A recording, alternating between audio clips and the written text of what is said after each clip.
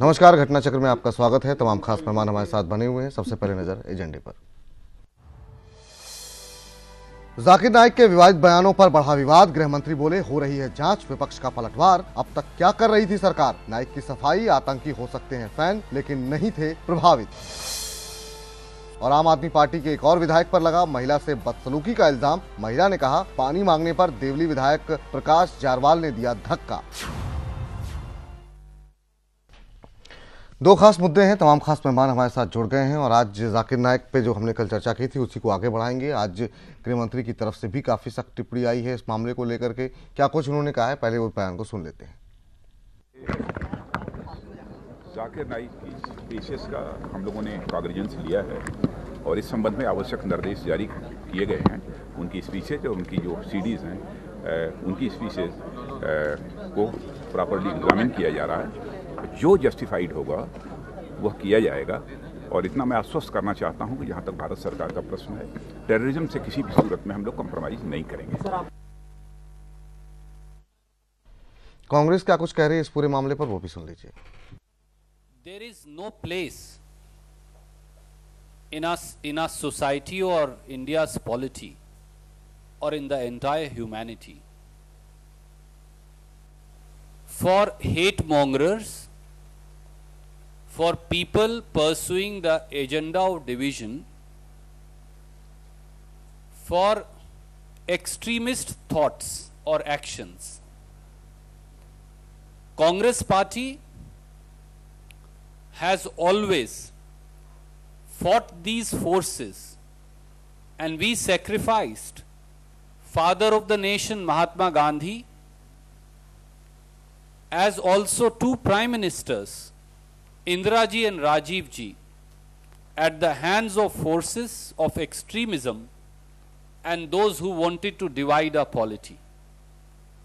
Many leaders of the Congress party prior and after the freedom have laid down their lives fighting such forces which are obscure and extreme. Shri Digvijay Singh has already clarified adequately. He has unequivocally stated that he spoke only for peace, brotherhood and harmony, which is the very antithesis of extremism. If government has any material on any individual, including Zakir, they should proceed to take strictest action possible.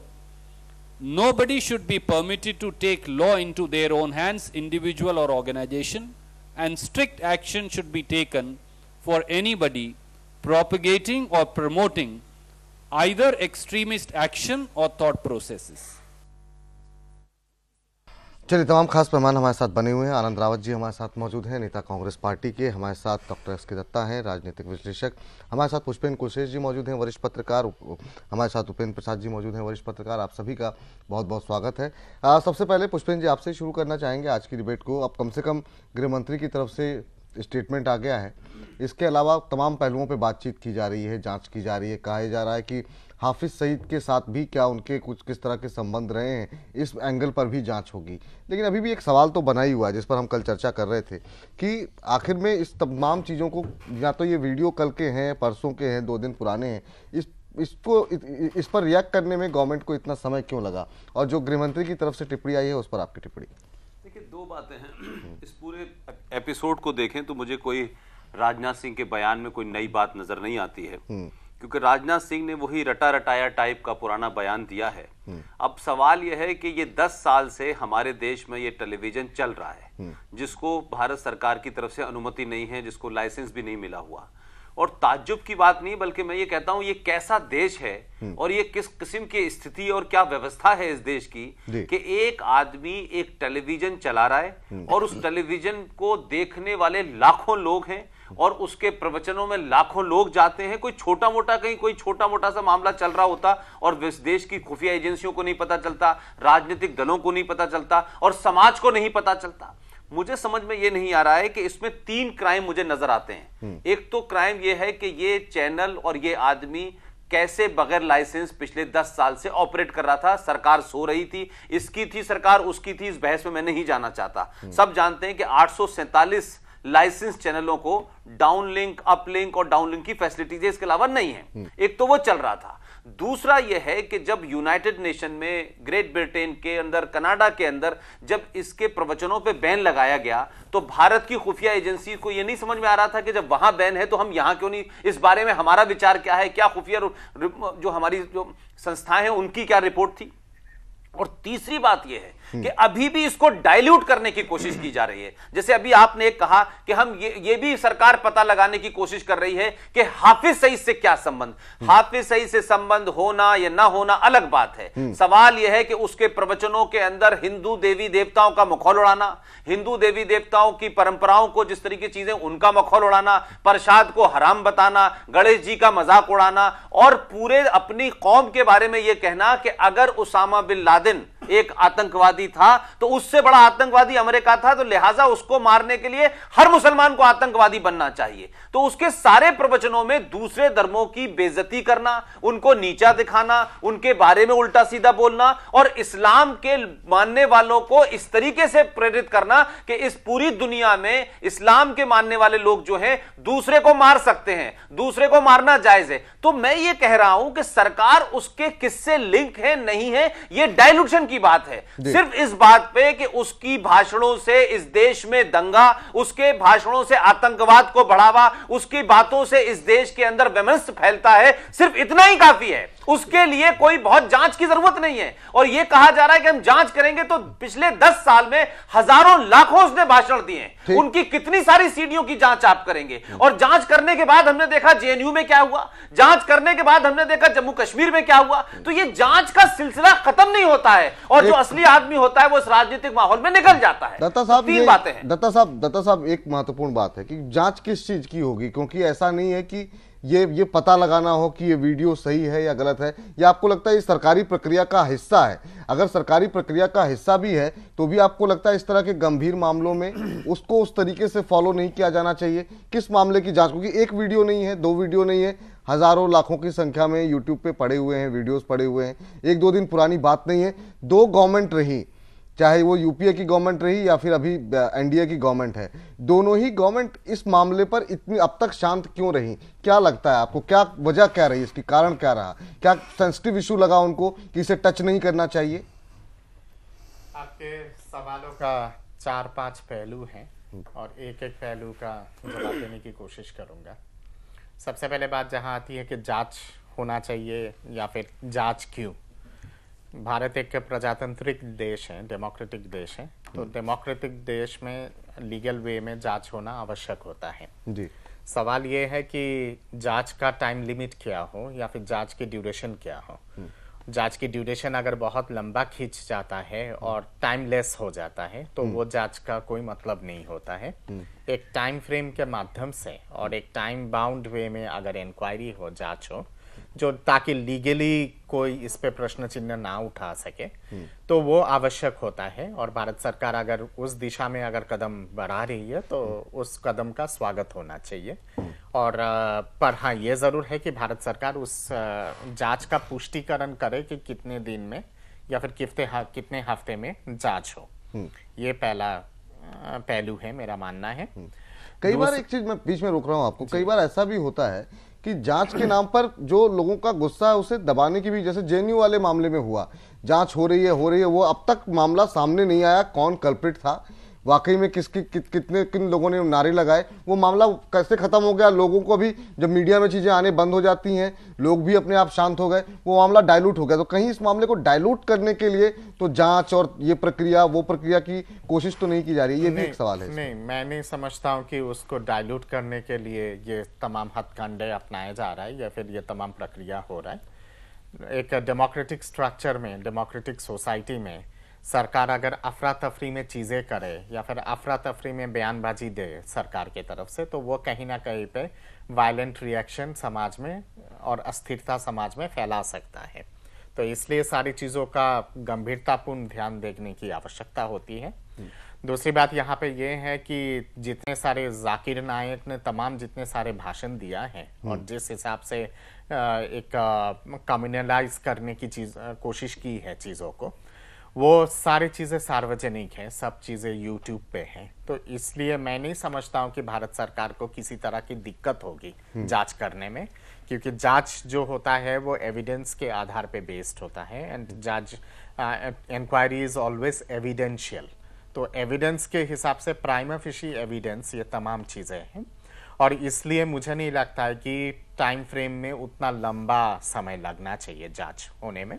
जहां बात आती है कि licence जो piece TV को नहीं मिला था और उसके बाद भी पीस टीवी जिस हिसाब से लगातार टेलीकास्ट कर रही थी चीजें और जिस हिसाब से चल रहा था, ये क्यों हुआ, किस वजह से हुआ, किस कारण हुआ, कौन लोग उस पुराने सरकार में दोषी थे इस तरह से चीजों को अलाउ करने की, या फिर किस हिसाब से हुआ है और क्या पुल्स एंड प्रेशर्स और स्ट्रिंग था उसके पीछे, ये सब का भी खुलासा होना बहुत आवश्यक है।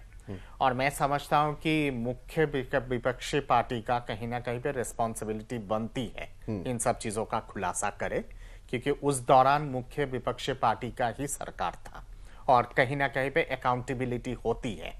तो ये तो अभी भी चल रहा था, 2 साल में भी चल रहा था। नहीं, 2 साल में चल रहा था। भारत सरकार की भी कहीं ना कहीं पे पुष्टिकरण बहुत आवश्यक है कि आखिर नया सरकार आने के बाद, नया पार्टी की सरकार आने के बाद 2 साल तक किस हिसाब से चलने दिया गया, उसका भी कहीं देश जानना चाहता है ये तमाम चीजें कि आखिर क्यों हुआ है।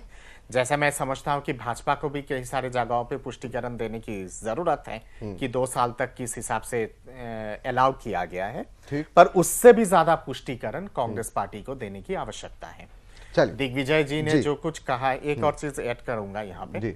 दिग्विजय जी ने जिस तरह से आज पुष्टिकरण दिया है और जिस हिसाब से उन्होंने कहा है, मैं कल किसी और चैनल पे बैठा हुआ है, दो कार्यक्रम पे अलग अलग चैनल पे बैठा हुआ था, मैंने सारा उनका जो यूट्यूब पे जो पूरा भाषण है, सारा भाषण मैंने सुना है दिग्विजय जी का।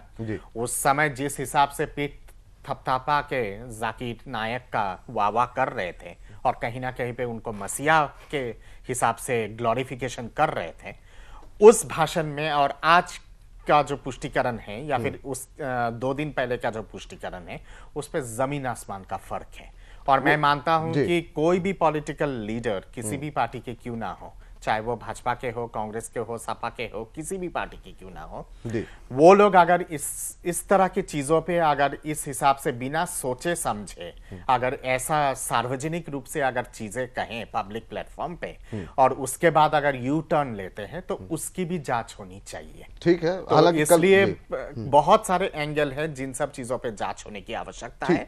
हाँ, पर यह जरूर है कि भारत सरकार को कॉशियस होना चाहिए कि जांच के दौरान किसी तरह का सामाजिक अस्थिरता देश में ना फैले। ये गंभीरतापूर्ण इस चीज को सेकंड राउंड में आता हूं सर मैं आपके पास। जी उपेंद्र जी, कई सारी बातें कही, कल उनका पूरा बयान जो भी था वो हमने कल दिखाया था, सुनाया था, कल भी काफी विस्तार पूर्वक चर्चा की थी। मेरा सवाल आपसे ये है कि जब इस पूरे मामले में जांच होगी, जब कार्रवाई होगी, जाकिर नायक के खिलाफ होगी, लेकिन वो बैन चैनल को जो केबल ऑपरेटर्स दिखा रहे थे उनकी भी जांच होगी क्या? उनका इंटेंशन क्या था कि एक बैन चैनल को क्यों दर्शकों तक परोसा जा रहा था, उसकी भी जांच होनी चाहिए क्या? उन लोगों को भी क्या आपको लगता है कि सजा मिलनी चाहिए कि आखिर में जो चीज़ बैन है, बहुत सारे चैनल हिंदुस्तान में बैन है, वो नहीं दिखाए जाते हैं, तो उनके उस चैनल को स्पेसिफिकली दिखाने के पीछे क्या मंशा थी? ये तो जांच करना ही चाहिए। और जो जहाँ कहीं भी कुछ गैर कानूनी काम हो रहा है तो उसके लिए जो भी कानून सजा का प्रावधान है उसका इम्प्लीमेंट करना चाहिए। तो ये तो इस पर कोई बहस ही नहीं होनी चाहिए कि अगर कहीं कुछ क्राइम हुआ है, गैर कानूनी काम हुआ है, तो उसके खिलाफ कार्रवाई न हो और जांच न हो। लेकिन यहाँ सबसे बड़ा मुद्दा ये है कि बहुत लंबे चौड़े जांच की जरूरत नहीं है भारत सरकार को हमें, क्योंकि ये मामला शुरू हुआ है कहाँ से? अभी जो आया है कि बांग्लादेश में आतंकी हमला हुआ था और बांग्लादेश ने भारत सरकार से कहा है कि भाई हमारे जो कुछ हैं उनसे प्रभावित हैं। तो ये मामला कुछ इस तरह से है जैसे कि भारत में आतंकवाद होता है तो हम हाफिज सईद को दोष देते हैं, उसी तरह से बांग्लादेश है जो जाकिर नाइक को दोष दे रहा है। आप दोनों में कंपैरिजन देखिए। फिर हम उम्मीद करते हैं पाकिस्तान से कि हाफिज सईद हमको सौंप दे, तो फिर क्या हमें खुद जाकिर नाइक को गिरफ्तार करके बांग्लादेश को नहीं सौंप देना चाहिए, क्योंकि ये जो आतंकवाद का मामला ढाका पर जो हमला हुआ है उस केस में हमें लगता है कि इस आदमी की ज़्यादा ज़रूरत है बजाबते की। वो सब जो आप बोल रहे हैं कि इसकी जांच हो, उसकी जो इन्होंने बहुत सारे 10-12 जांच की बात की, हमें लगता है 10-12 जांच की कोई ज़रूरत नहीं है। ये बांग्लादेश से अच्छे रिश्ते बनाए रखने के लिए और पाकिस्तान में जो हाफिज सईद है उसको भारत मांगने के लिए, अपना दावा मजबूत करने के लिए पहला काम भारत सरकार को करना चाहिए कि जाकिर नाइक को अपनी हिरासत में ले। जांच वगैरह को आप छोड़ दीजिए, जांच का काम जांचकर्ताओं को करने दीजिए। बाकी यहाँ का जो हमारा विदेश मंत्रालय है या जो हमारी डिप्लोमेसी है, क्या शायद जिस देश में वो हैं उसके साथ हमारा वो संबंध भी है, जो अदला बदली वाला एक्सट्रेडिशन ट्रीटी है उसके साथ, उसके तहत एक आध हम ला भी चुके हैं। तो उसका जल्दी से जल्दी इस्तेमाल करके पहले तो उसको आप लाइए, नहीं तो फिर आप जांच ही करते रह जाइएगा। जैसे माल्या का आप जांच कर रहे हैं, ललित गेट का जांच कर रहे हैं, ललित मोदी भागा हुआ है, माल्या भागा हुआ है, ये भी अभी देश में नहीं है। तो जितना आप हंगामा कर रहे हैं, जितना आप शोरगुल मचा रहे हैं, जितना आप स्टेटमेंट दे रहे हैं, जितनी बयानबाजी कर रहे हैं, उससे है जो कि आप अपना केस कमजोर कर रहे हैं। आपका केस तभी मजबूत होगा जबकि वह व्यक्ति भारत में होगा। तो पहला काम तो करना चाहिए कि उनको भारत में लाना चाहिए। दूसरा देखना चाहिए क्या बांग्लादेश जो कह रहा है तो उससे कोरोबोरेटिव और कोई एविडेंस हमको मिलता है कि वो 2 लड़के ने या 3 लड़के ने जो वहाँ अंजाम दिया है वो इससे प्रभावित था। तो फिर है कि जाकिर नाइक को चाहिए कि बांग्लादेश को सौंप दे। उसका सौंप देने के बाद कहे कि देखो बांग्लादेश में हमारे देश के एक नागरिक ने आतंकवादियों को प्रोत्साहित किया, प्रेरित किया, और हमने उसको सौंप दिया। तो पाकिस्तान भी है जो कि हमारे देश में आतंकवादियों को प्रोत्साहित कर रहा है, प्रमोट कर रहा है या वहां से भेज रहा है, उसको ये दे। तो हमें लगता है कि जांच वगैरह की जो बात हो रही है, हंगामा हो रहा है, इससे हम कहीं नहीं पहुंचने वाले हैं। हमें पूरा फोकस्ड होना चाहिए।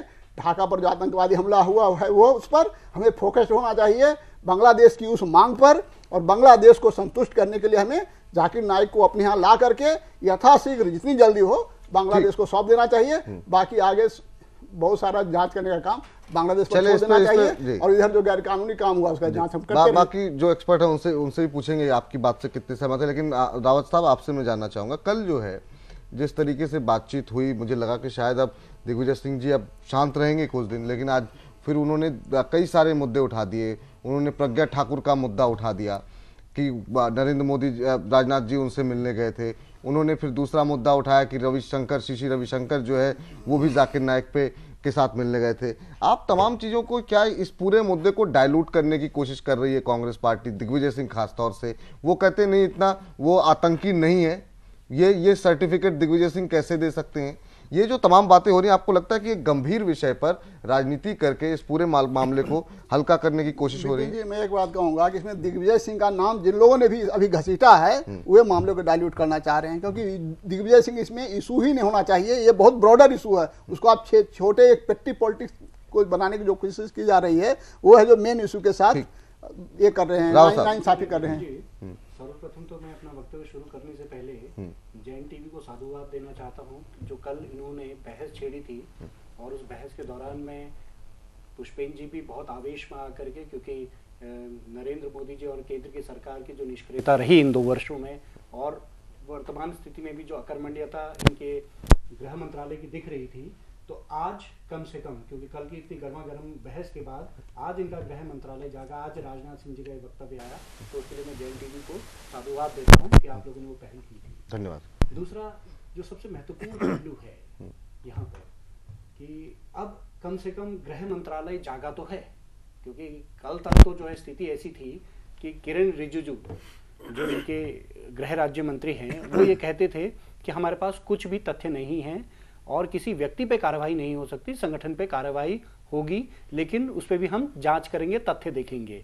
तो कहीं ना कहीं ये गोल गोल बातों को घुमाने की तर्ज पर चल रहे थे, लेकिन जो पूरे देश में दबाव बना, तो आज कम से कम गृह मंत्री को खुल करके आना पड़ा।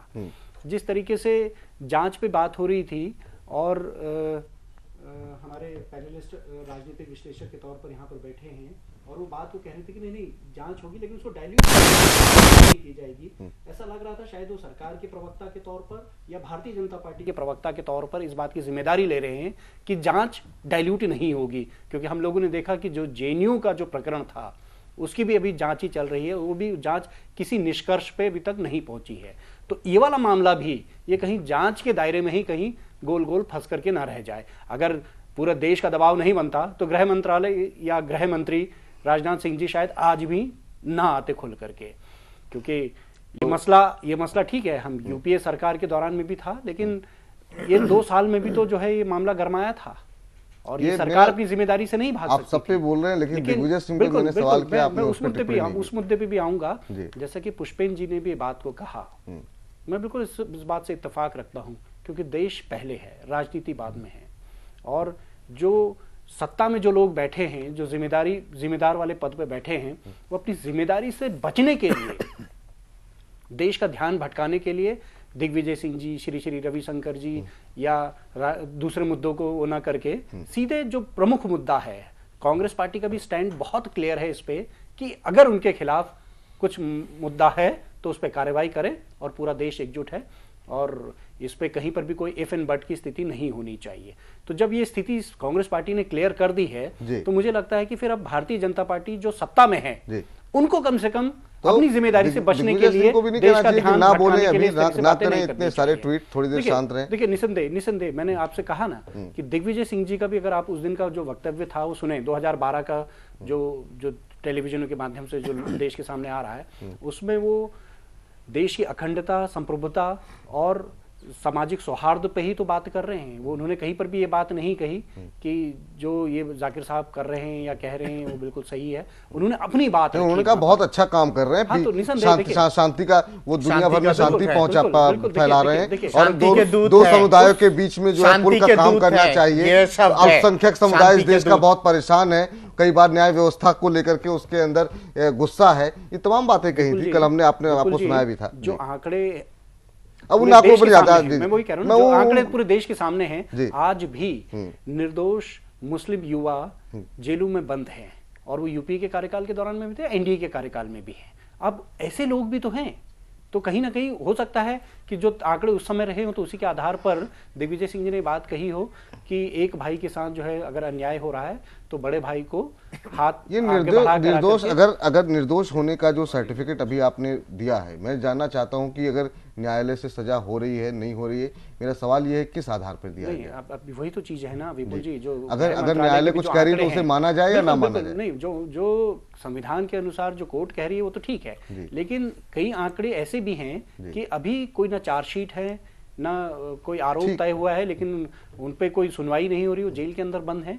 तो ऐसे भी आंकड़े हैं और ये इन आंकड़ों से जो है कोई भी इनकार नहीं कर सकता। तो हो सकता है कि इन्हीं आंकड़ों के आधार पर दिग्विजय सिंह जी ने बात कही हो, लेकिन दत्ता साहब चूंकि राजनीतिक विश्लेषक हैं, यहाँ पर अगर केवल एक पार्टी के प्रवक्ता के तौर पर अगर ये बातें यहाँ पर रखेंगे तो कहीं ना कहीं मैं समझता हूँ चले आगे बढ़ते हैं जांच को डाइल्यूट करने के लिए आप दिग्विजय सिंह जी या किसी और का मुद्दा नहीं बना सकते। आप ये बताइए कि जांच का फ्रेम क्या रहेगा, जांच कब तक होगी और कब जो दोषी लोग हैं उनको सजा कब तक होगी, बात इस पे होनी चाहिए। दत्ता साहब, मैं आपसे जवाब लूं उससे पहले मेरा एक सवाल है, मैं चाह रहा हूं कि पुष्पेन जी से उसको पूछ लूं। दो बातें निकल के आई हैं जो हमारे राजनीतिक विश्लेषक और वरिष्ठ पत्रकार की तरफ से कही गई। एक तो दत्ता साहब की तरफ से कहा गया कि एक्शन लेते समय इस बात का ध्यान रखा जाए कि सामाजिक सौहार्द ना बिगड़े। तो क्या अगर तुरंत गिरफ्तारी होती उनकी तो क्या आपको लगता है कि इस देश में सामाजिक सौहार्द बिगड़ता? दूसरा, एक उपेंद्र जी की तरफ से बात कही गई कि उनको गिरफ्तार करके बांग्लादेश को सौंपना जाना चाहिए और एक गेस्चर ऐसा देना चाहिए कि अगर हम ऐसा कर सकते हैं तो पाकिस्तान को भी ऐसा करना चाहिए हाफिज सईद के मामले पे। इन दोनों विषयों पर आपकी टिप्पणी में जानना चाहूंगा। देखिए, मैं उपेंद्र भाई की बात से पूर्णतः सहमत हूं, क्योंकि हाफिज सईद भी हमारी निगाह में किसी हमले में बम लगाने, हमें नहीं पता कि वो किस हमले में बम लगाने आया था, और उसामा बिन लादेन का किस हमले में हाथ था ये अमेरिका भी नहीं साबित कर पाया। न किसी ने कहा कि साहब वो खुद बम लगाता था या लोगों को मारता था। लेकिन जिस विचारधारा को जन्म दे करके उसने हजारों जिसे मुजाहिदीन पैदा किए और उसी से प्रेरित होकर कश्मीर में आतंकवाद चल रहा है, और हर आतंकवादी घटना के बाद हाफिज सईद जो है जिस तरीके से उनको प्रेज करता है, जो हाल का जो घटना हुई है उसमें उसका दामाद भी शामिल है। तो इस तर्क से मैं सहमत हूं कि अगर आपका नागरिक है, जाकिर नायक हिंदुस्तान का नागरिक है, और उसके तमाम भाषणों से पड़ोसी मुल्क के अंदर आतंकवाद को बढ़ावा मिल रहा है, अगर वहां की प्रभुसत्ता को कुछ लोग चैलेंज कर रहे हैं तो उनको उतना ही हक है जितना भारत को हाफिज सईद को मांगने का अधिकार है। एक तो बात यह है। दूसरा, आपने ये कहा कि हमें यह ध्यान रखना चाहिए कि जल्दबाजी की गिरफ्तारी से देश के अंदर व्यवस्था न फैल जाए। तो मेरा सवाल यह है कि हम जब ये कहेंगे कि हमारे देश में मुसलमान निर्दोष जेलों में बंद हैं, तो उससे ऐसा लगता है कि भारत की पुलिस, भारत की व्यवस्था ब्राह्मणों, ठाकुरों, दलितों, इन सब के साथ में न्याय करती है, सिर्फ मुसलमानों के साथ में वो अमानवीय हो जाती है। वहां पुलिस का एक चेहरा है, पुलिस हजारों लाखों केसेस के अंदर फेक इनकाउंटर करती है, और आज ही सुप्रीम कोर्ट ने कोई 1500 फेक इनकाउंटर का मामला नॉर्थ ईस्ट में उठाया है और कहा है कि सेना जवाब दे। वो मुसलमान तो नहीं थे। सवाल यह है कि निर्दोष कोई भी हो, किसी धर्म का भी हो, उसको नहीं बंद करना चाहिए, उसके साथ अत्याचार नहीं होना चाहिए। जब हम इस मानसिकता से देखते हैं कि अगर जाकिर नाइक को गिरफ्तार कर लिया जाएगा तो समाज में अवस्था फैल सकती है, समाज में विघटन फैल सकता है, तो इससे हम ये साफ साफ बताते हैं कि हमारा कानून दो तरीके का है। अगर कमलेश तिवारी मोहम्मद की शान में कुछ कहता है तो आनन फानन में पूरे देश के अंदर आंदोलन होता है और हर आदमी राजनाथ से मिलता है, जगह जगह घेराव होता है, और उस आदमी के भाषण की जांच हिंदुस्तान की किसी एफएसएल लैब में नहीं होती है, उसको बंद करके उस पर एनएसए लगा दिया जाता है, जिसके तहत 6 महीने तक आपकी कोई बेल नहीं हो सकती। मैं ये कह रहा हूं तो ये क्या अजीब देश का मजबूरी है, क्या ये कानून व्यवस्था है कि एक आदमी को गिरफ्तार करने में आपको लगता है कि इसमें अवस्था नहीं फैलेगी और दूसरे आदमी को गिरफ्तार करने में लगता है आपको अवस्था फैल जाएगी। तो फिर मैं ये कह सकता हूं कि गोल्डन टेंपल के अंदर ब्लू स्टार कप करने में इसलिए आपको चिंता नहीं हुई कि देश के अंदर टूटन हो जाएगी, एक समाज पूरा जो है सड़कों पर आ जाएगा। और क्या वजह थी कि चरारे शरीफ के अंदर पाकिस्तान का भेजा हुआ हामिद गुल 40 दिन तक वहां रहा, उसको बिरयानी देते रहे और आप चरारे शरीफ के अंदर फौज नहीं भेज पाए। तो ये जो हमारे दिमाग देश में सोच है, ये खतरनाक सोच है। हाफिज सईद हो, जाकिर नाइक हो, कमलेश तिवारी हो, खालिस्तान का कोई आदमी हो, अगर उसने इस देश की प्रभुसत्ता को चैलेंज दिया है, इस देश की रिट को चैलेंज कर रहा है, इस देश के समाज के ताने बाने को तोड़ने के लिए वो भाषण कर रहा है, तो उस पर कैसे भी ब्रूटल जितनी कार्रवाई हो सकती है वो करनी चाहिए। जो बात कही जा रही है कि हम जांच करेंगे, सिर्फ मुझे अभी पिछले 6 महीने की अगर मैं बात देखूं तो इस देश की व्यवस्था में फॉरेंसिक साइंस लेबोरेटरी की जितनी तेजी से रिपोर्ट, अभी हाल में उत्तराखंड के मुख्यमंत्री का एक स्टिंग ऑपरेशन हुआ था, उस स्टिंग ऑपरेशन की रिपोर्ट जितनी स्पीड में आई है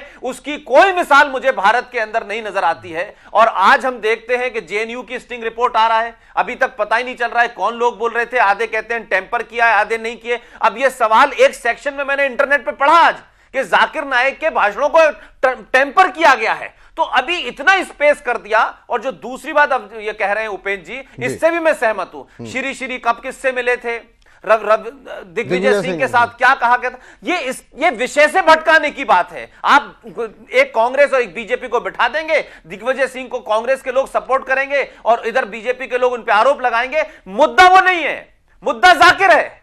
और मुद्दा में जाकिर में सीधी सीधी बात है कि उसके प्रवचनों में देश के ताने बाने को तोड़ने की बात कही है। एक धर्म विशेष के लोगों से कहा गया है कि वो आतंकवाद करें, एक धर्म विशेष के लोगों के खिलाफ उनकी बेहूदगी की गई है, उनके देवी देवताओं के बारे में कहा गया है, इंसल्ट किया गया है। इतनी बात को अगर हम फोकस रखें तो बहुत लंबी दूर नहीं जाएंगे। लेकिन राजनाथ सिंह का बयान या और जो बयान आ रहे हैं, मुझे उससे लगता है कि बहुत कैजुअल है। ऐसा नहीं लग रहा कि देश के अंदर हालात बिगड़ सकते हैं। क्या इस देश में उस दिन कार्रवाई बहुत तेज होगी जब लोगों को पता चलेगा कि 80% हिंदू जो है किसी बात से उद्वेलित है और सड़कों पे आ जाएंगे? क्योंकि वो सड़कों पे नहीं आएंगे, वो मालदा की तरह तोड़फोड़ नहीं करेंगे, वो हंगामा नहीं करेंगे, वो इस देश की व्यवस्था को छिन्न भिन्न नहीं करेंगे। लिहाजा हमें उनको गिरफ्तार करने में देरी नहीं करनी चाहिए। लेकिन जो लोगों से डर है, तो इसलिए मुझे लगता है कि जो सरकार है, केंद्र में सरकार है, जो व्यवस्था है, वो क्या कुछ लोगों से डरी हुई है और कुछ लोगों से वो बिल्कुल नहीं डरती है। इसलिए क्या न्याय संगत है, यह तय नहीं होगा, भीड़ तय करेगी कि यह होगा या नहीं होगा। छोटा सा कमर्शियल ब्रेक ले रहे हैं, तुरंत लौट रहे हैं। ब्रेक के बाद दत्ता साहब भी आनंद राउत जी को जवाब देना चाह रहे हैं, उनका भी जवाब लेंगे। उपेंद्र जी भी कुछ कह रहे थे, उनकी बात सुनेंगे छोटे से ब्रेक के बाद।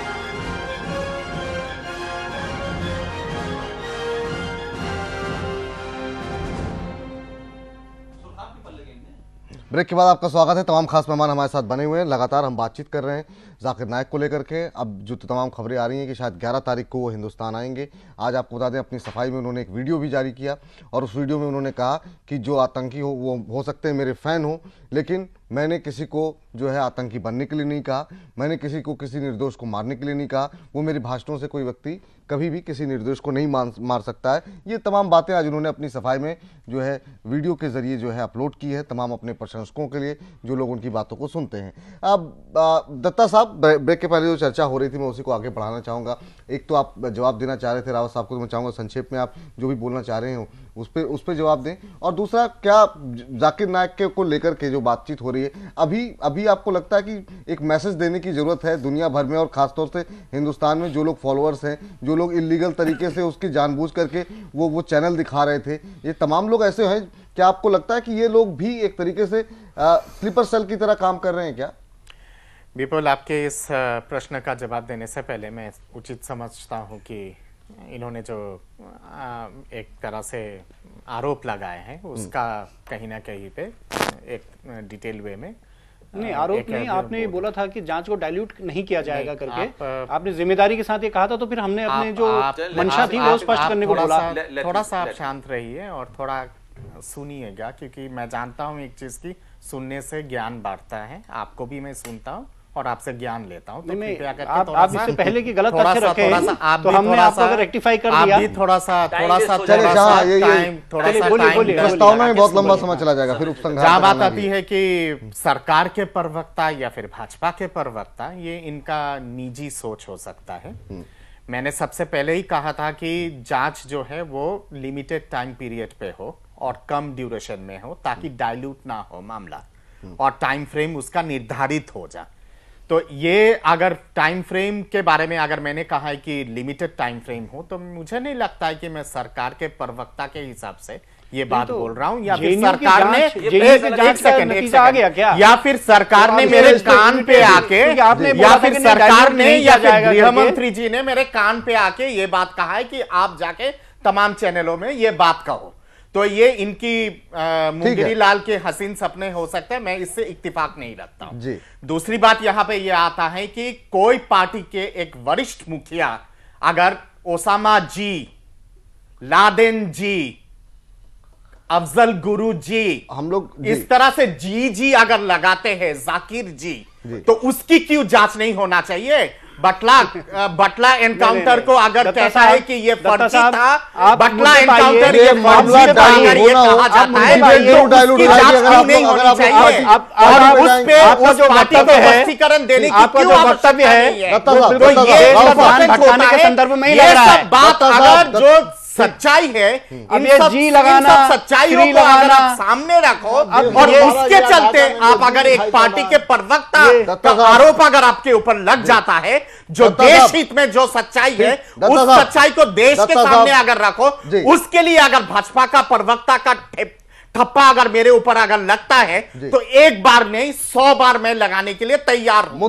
देश हित में अगर चीजें हैं और देश हित में एक पार्टी को अगर केवल भाजपा देश हित में और एक पार्टी को अगर प्रॉब्लम होती है, बात कर रहे हैं केवल भाजपा देश हित में, जहां बात सपा बसपा एआईडीएमके डीएमके इतने सारे दल हैं। अगर आप चले कांग्रेस से, दूसरा सवाल आपने पूछा है, दूसरा सवाल जो आपने दूसरा सवाल मैं समझता हूं और मैं उपेंद्र जी के बात से बिल्कुल सहमत हूं कि बांग्लादेश को तत्कालीन रूप से सौंप देना चाहिए, क्योंकि वहां का उस देश के सरकार ने कहीं ना कहीं पे भारत सरकार से गुहार किया है और कहीं ना कहीं पे अपील किया है कि हमें लगता है कि इसके चलते इतना बड़ा टेररिस्ट अटैक हमारे देश के अंदर हो रहा है, इसकी जांच करके आप उचित कदम उठाइए और इसको सौंपिए। और मैं मानता हूं कि यह होना चाहिए, क्योंकि इससे कहीं ना कहीं पे हम लोग पाकिस्तान को भी एक मैसेज देंगे और उसके साथ साथ अंतरराष्ट्रीय कम्युनिटी को और अंतरराष्ट्रीय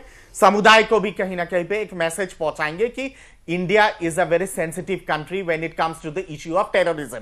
टेररिज्म किसी भी तरह का हो और उस पर बेशक आप लिपापुती करके धर्मनिरपेक्षता की बात बोल के अगर आतंकवाद को मीठी वे में जहर के हिसाब से आप अगर फैलाने की कोशिश कर रहे हो तो वो भी बख्शा नहीं जाएगा, जैसे कि सरेआम रक्तपात करके जो आतंकवाद करते हैं। मेरा मानना है कि जाकिर नायक ने जिस तरह की बातें कहा है और जिस हिसाब से उसने टिप्पणी किया है अलग अलग धर्मों को लेके और खुद के धर्म को लेके, ये उससे भी खतरनाक है और उससे भी डेंजरस है और पॉइजनस है। और ऐसे लोगों का तो कहीं पर भी किसी भी कानून के नजर में बख्शा नहीं जाना चाहिए और भारत सरकार को उचित कदम तुरंत उठाने की जरूरत है। और खुशी इस बात की होगी अगर कांग्रेस पार्टी इस पूरे सहयोग में सहयोग करे। चलिए ठीक, मैं बहुत छोटी छोटी बिल्कुल अगले विषय पर बिल्कुल बिल्कुल। अब दत्ता साहब ने जो बातें कही हैं कि देश हित में जो है भाजपा के संदर्भ में कि देश हित में केवल भाजपा है, मैं इससे इत्तेफाक नहीं रखता। जितने भी मैंने ये नहीं कहा कि देश हित में भाजपा है, अब समय आ चुका है, अब समय आ चुका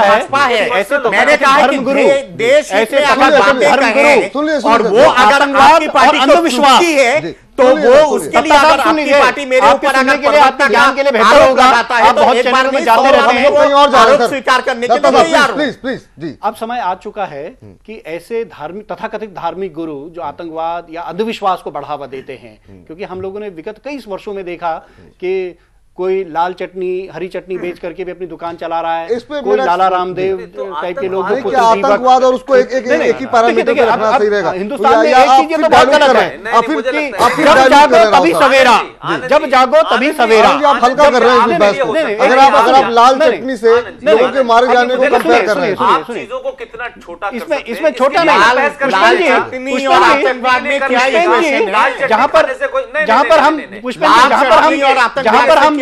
जहां पर बात हम पिछले 12 सालों का अकाउंट की बात कर रहे हैं तो 10 साल यूपीए की सरकार भी रही और 2 साल यहां पर भाजपा की सरकार भी है। तो जब हम पूरे अभी तक इस प्रश्न पे हम ये बात कह रहे हैं कि पिछले 12 साल में क्या हुआ करके, तो आज जब हम जागे हैं तो जब जागे तभी सवेरा।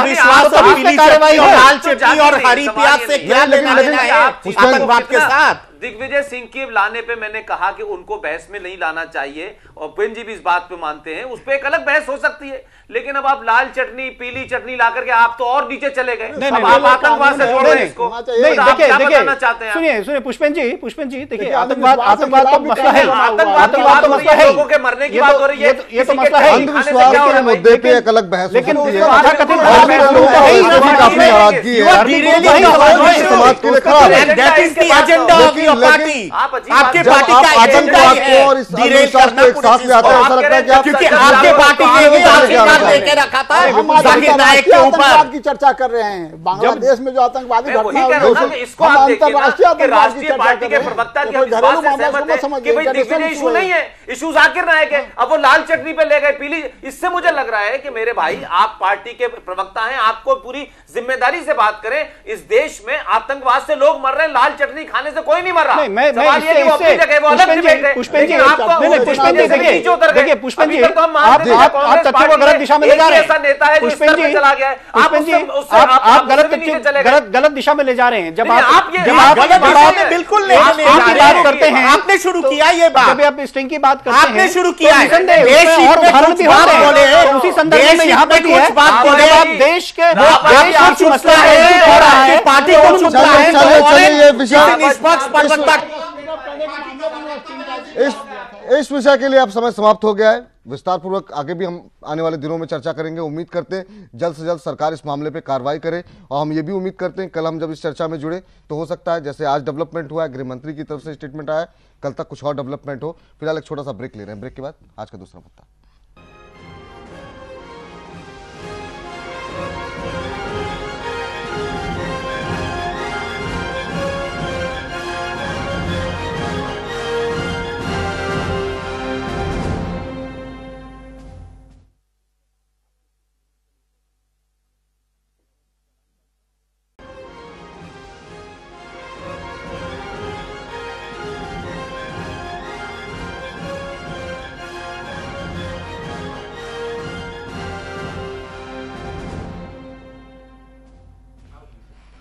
ब्रेक के बाद आपका स्वागत है। तमाम खास मेहमान हमारे साथ बने हुए हैं। इस बीच आपको बता दें कि आम आदमी पार्टी की मुश्किलें लगातार बढ़ती हुई दिखाई दे रही हैं। एक के बाद एक विधायक जेल जा रहे हैं उनके, कुछ के खिलाफ FIR हो रही है और एक बार फिर से देवली विधायक के ऊपर जो है एक महिला ने बदसलूकी का इल्जाम लगाया। हालांकि विधायक की तरफ से सफाई दी गई है, पहले वो सफाई सुन लेते हैं, उसके बाद चर्चा को शुरू करते हैं। 3 तारीख को जल बोर्ड में एक इनोग्रेशन था, मैं वहाँ था, आपकी मीडिया भी मौजूद थी और जल बोर्ड के अधिकारी और पब्लिक भी वहाँ मौजूद थी। वो लेडी मेरे पास आई, बुजुर्ग लेडी है, मेरी तो माँ की उम्र की हैं। उन्होंने कहा जी मुझे पानी चाहिए, तो मैंने ऑफिसर से कहा भाई आप ले लीजिए, तो मैं इतने में कहकर निकल गया। जो बाद में पता चला है वो 3 तारीख का वाकया, वो एप्लीकेशन दे रही है 2 तारीख की कि मेरे साथ 2 तारीख को ऐसा हुआ है। भाई एक महिला के साथ बदसलूकी हो जाए और उसे डेट याद ना हो, बस झूठ के पैर नहीं होते, वही वाली कहानी है। उसके बाद ये रातों रात कल FIR हो जाती है। आप ये पॉलिटिकल पूरा गेम है, इसमें आप देखेंगे। और लेडी भी सचिव है, राष्ट्रवादी जनता पार्टी की सचिव है, उसने जो शिकायत उपराज्यपाल को भेजी है उसमें नीचे लिखा हुआ है कि सचिव दिल्ली प्रदेश। तो पॉलिटिकल पूरा गेम है कि इन्हें कुछ नहीं मिला तो एक लेडी हर कॉन्स्टिट्यूंसी में लेते हैं ऐसी पॉलिटिकल लेडी, और विधायकों पर आरोप लगाते हैं, 354 लगवाते हैं, भिजवा दो जेल। मैं आज आपसे कह रहा हूँ मेरी कॉन्स्टिट्यूंसी का एक भी महिला, कोई माता बहने मुझे कह दे कि 2 साल विधायक ही रहे और उन्होंने हमारे साथ बदतमीजी करी, मैं कल राजनीति छोड़ दूं। तमाम खास मेहमान हमारे साथ बने हुए हैं। उपेंद्र जी, आपसे शुरुआत करना चाहेंगे। इस विषय के लिए समय बहुत कम है, तो मैं चाहूंगा बहुत छोटी छोटी टिप्पणी हमारे सभी मेहमान रखें।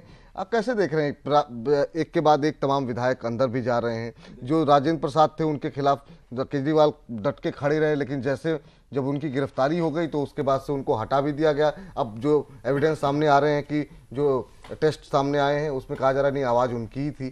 तो ये कितनी मुश्किलें बढ़ रही हैं आम आदमी पार्टी के लिए? अब देखिए, जिस तरह से टसल चल रहा है दिल्ली सरकार केंद्र सरकार में, तो उसमें ये सब स्वाभाविक है।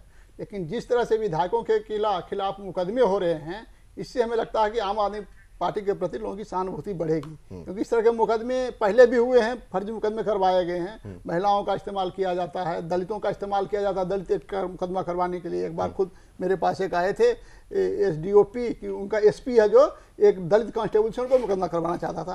तो इस तरह से मुकदमा दायर होना अपने आप में कोई मायने नहीं रखता है। हो सकता है सच हो सकता है गलत हो, लेकिन हमें नहीं लगता, क्योंकि ये संगम बिहार में घटना हुई, और संगम बिहार से ही सटा हुआ जुड़ा हुआ देवली है। तो एक के बाद एक जो इस तरह से आ रहे हैं, और भी सही है कि महिलाओं को प्रलोभन दे करके करवाया जा सकता है। हालांकि मैं इसके बारे में कुछ दावा नहीं करता हूं, लेकिन ऐसा होता है। तो इस तरह की जो घटनाएं घट रही है, इससे हमें नहीं लगता कि आम आदमी पार्टी की मुश्किलें बढ़ेगी। इससे उल्टा उसको सहानुभूति मिल जाएगी और कहेगा कि देखो पुलिस का इस्तेमाल करके, क्योंकि हमने गांव में देखा है, गांव में इस तरह की पॉलिटिक्स होती है, कोई एक आदमी बढ़ने लगता है, उस पर झूठे 4 मुकदमे डलवा दिए जाते हैं। तो ये हमें लगता है कि बहुत लो लेवल की पॉलिटिक्स दिल्ली में हो रही है, और यह बहुत ही दुर्भाग्यपूर्ण है। पुष्पेंद्र जी, आपकी टिप्पणी? और ज्यादा सहानुभूति बढ़ेगी और ज्यादा लोकप्रियता बढ़ेगी। वो जो उपेंद्र जी कह रहे हैं सहानुभूति वाली बात, वो तो उसका पॉलिटिकल फॉल आउट है। लेकिन एक चीज जरूर है, हम भी इस दिल्ली में हो गए, हमको लगता है दिल्ली पुलिस रातों रात जो है स्कॉटलैंड यार्ड हो चुकी है। और जितनी एफिशिएंसी से काम कर रही है, तुमने इसको गाली दी, उसके ऊपर फौरन कार्रवाई, किसी ने चांटा मार दिया। यहाँ मर्डर का पता नहीं, यहां मर्डर हो जाते हैं खुलेआम, उसका तो पता नहीं चल पाता है। लेकिन दुर्व्यवहार करने, गाली देने पे ऐसा लग रहा है इतनी तेजी से FIR हो रही है कि लगता है कि इतनी एफिशिएंट, तो ये स्कॉटलैंड को भी पीछे छोड़ दिया है, एक कारण। दूसरा ये है कि आप ये भी देखें कि मुझे लगता है कि जिस दिन से शपथ ली है 49 दिन हो, और आज एक ना एक दिन कोई ना कोई वयास बात हो रही है। कभी जितेंद्र तोमर वो पकड़े जाते हैं, कभी सोमनाथ भारती का महिलाओं के साथ दुर्व्यवहार हो जाता है, कभी कोई विधायक 21 विधायक पार्लियामेंट्री सेक्रेटरी बन जाते हैं। मुझे जहां तक आप पार्टी की तरफ से जो हो रहा है वो अपनी जगह है, लेकिन मुझे कुछ ऐसा लगता है कि कहते हैं कि ये तय कर लिया है जो लोग भी जो भी ताकते हैं कि हमें आप पार्टी को आजीवन दिल्ली की सरकार में बनाए रखना है। कुछ इस देश में राजनीति में ये होने लगा है कि आप जिसको जितना बुरा भला कहते हैं उसके प्रति लोगों में सहानुभूति बढ़ जाती है। और ये इस देश के अंदर अगर टेस्ट देखें कि जिस तरीके से नरेंद्र मोदी के खिलाफ पूरा देश एकजुट हो गया था, उसका रिएक्शन ये हुआ कि चाहे वो अच्छे थे बुरे थे, पूरे देश ने उनको भरपूर समर्थन दिया। और यही काम 9 महीने के बाद जब सरकार बनी, इलेक्शन हुआ, तो भगोड़ा कहा गया, पागल कहा गया, झक्की कहा गया। उस आदमी ने हाजी हाल कर दिया कि 70 में से 67 सीटें हैं, अब बीजेपी के विधायक पे जाते हैं 3 व्हीलर पे, और कांग्रेस का लायक बचा नहीं वहां। लेकिन इस तरीके से लग रहा है कि दिल्ली के अंदर 2 ताकतों के बीच में इस बात पे झगड़ा है कि मैं ऊपर हूं या आप बराबर ऊपर हैं। इससे मुझे लगता है कि दिल्ली के अंदर जो हो रहा है, लेकिन आप पार्टी के साथ में जिन हालात पैदा कर दिए, उससे कुछ बीजेपी के लोग मुझे लगता है आप पार्टी को दिल्ली में बनाए रखना चाहते हैं। दत्ता साहब, बहुत संक्षेप में आपकी टिप्पणी। मैं समझता हूं कि दिल्ली के राजनीतिक गलियारों में जिस तरह की चीज़ें हो रही हैं, और खास करके आम आदमी पार्टी की सरकार और केंद्रीय सरकार के बीच में जो टसल है जी और उस पे बीच बीच में जो घी डालने का काम कांग्रेस पार्टी करती है जी वो कहीं ना कहीं पे दिल्ली के लिए बहुत घातक है और दिल्ली के हित में नहीं है। 2 साल लगभग हो चुका है आम आदमी पार्टी की सरकार बनी है दिल्ली में और इस 2 साल में जिस हिसाब से डेवलपमेंट बिल्कुल ठप पड़ गया है दिल्ली का और जिस हिसाब से मिस गवर्नेंस हो रहा है दिल्ली का, ठीक कहीं ना कहीं पे दिल्ली लगता है कि 20 साल पीछे चली गई है। चलिए आप पार्टी इन विवादों को जन्म इसलिए भी देती है कि उनसे जो लोग सवाल पूछेंगे वो पूछे ही नहीं। चलिए इस बीच राव साहब आपकी आखिरी टिप्पणी बहुत संक्षेप में, लेकिन एक अपडेट बता दें कि राजेंद्र कुमार के सीए के घर से, अमित गोयल के घर से 27 लाख रुपए सीबीआई को मिले हैं। ये अभी तुरंत जो खबर आ रही है, तो एक बार फिर से आम आदमी पार्टी जो है वो लगातार जो है खबरों में। अच्छा, इसके अलावा कहां और छापे मारे गए जहां 2700 करोड़ रखे, वहां के बारे में भी कभी हुआ है कि नहीं? समझ नहीं राव साहब, बहुत छोटी। देखिए, आम आदमी पार्टी और केंद्र की बीजेपी सरकार के बीच में जो राजनीतिक तौर पे खिंचातान है, तो जो अंत में जो पुष्पेंद्र जी ने जो टिप्पणी की आम आदमी पार्टी के संदर्भ में, कुछ हद तक राजनीतिक तौर पर वो भी सही लगती है, क्योंकि वो हमेशा हर पहलू में अपने आप को एक शहीद के तौर पर दिखाना चाहती है और कहीं ना कहीं उनकी ये मंशा भी है कि उनसे जनता ना पूछे कि 2 साल में तुमने किया क्या। और केंद्र की सरकार भी जिस तरीके से निरंकुश तरीके से उनके साथ व्यवहार कर रही है वो भी ठीक नहीं है। दिल्ली पुलिस का ही जो मामला है, जो पूरी तरीके से गृह मंत्रालय के अंतर्गत आती है, और आज दिल्ली पुलिस ने पूरा एजेंडा आम आदमी पार्टी के निर्वाचित जनप्रतिनिधियों के खिलाफ जो छेड़ रखा है, और फिर एक जो इनके 21 विधायकों को इन्होंने पार्लियामेंट सेक्रेटरी बनाया था, तो देश के दूसरे राज्यों में भी पार्लियामेंट सेक्रेटरी बने हैं, लेकिन केवल आम आदमी पार्टी के विधायकों को जो इस तरीके से निशाना बनाया जा रहा है, तो कहीं ना कहीं दोनों के बीच में जो स्थिति है, तो दत्ता साहब ने जो बात कही, मैं उससे इत्तेफाक रखता हूं कि इससे दिल्ली प्रदेश का नुकसान हो रहा है। चलिए, समय राज्य सरकार भी उस तरीके से काम नहीं कर पा रही है और केंद्र सरकार भी। दत्ता साहब आपका, पुष्पेंद्र जी आपका, उपेंद्र जी आपका आज की इस चर्चा में जुड़ने के लिए। घटना चक्र में इतना ही, फिलहाल के लिए नमस्कार।